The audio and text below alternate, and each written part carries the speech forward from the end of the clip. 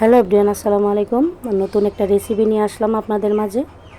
তো আমি শুরুতেই দেখাচ্ছি, চালটা ভিজিয়ে নিলাম, 2 ঘন্টার জন্য ভিজিয়ে রেখেছিলাম। এখানে বাদামটা ছিলে নিচ্ছি, বাদামগুলো ছিলে নিলাম। এখন সুন্দর করে ভেজে নিব, একটু হালকা করে। তো ভেজে নিচ্ছি, নেড়ে ছেড়ে দিলাম, ভেজে নিলাম বাদামগুলো। এখন আমি ছোকলাগুলো ছিলে নিব। এখানে চুলায় ভাতটা বসিয়ে দিয়েছি, ঢাকনা দিয়ে ঢেকে দিলাম, বলক এসে পড়েছে।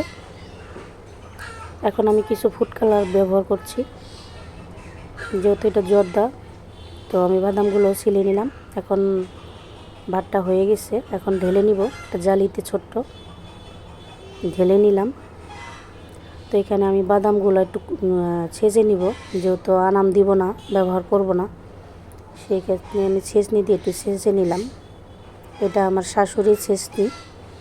তো আমার ঘিগুলো নষ্ট হয়ে গেছে, অনেক দিনকার ঘি আমি দিতে চেয়েছিলাম।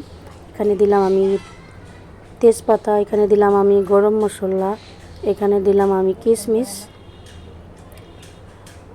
দিয়ে দিলাম। এখানে আমি 5 চামচ চিনি দিয়ে দিলাম, 5 চামচ।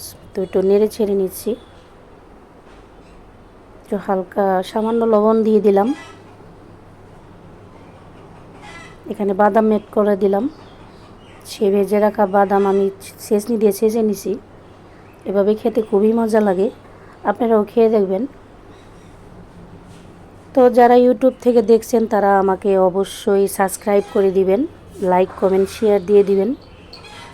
তো আমার রেসিপিটা কেমন হলো অবশ্যই জানাবেন। তো আমি জর্দাটা আর কি একটু নাড়ুর শেপ দিতে চেয়েছিলাম, তো হয়নি, অবশ্যই ভালো হয়নি। তো ফাইনাল লুকটা জানাবেন। আল্লাহ হাফিজ।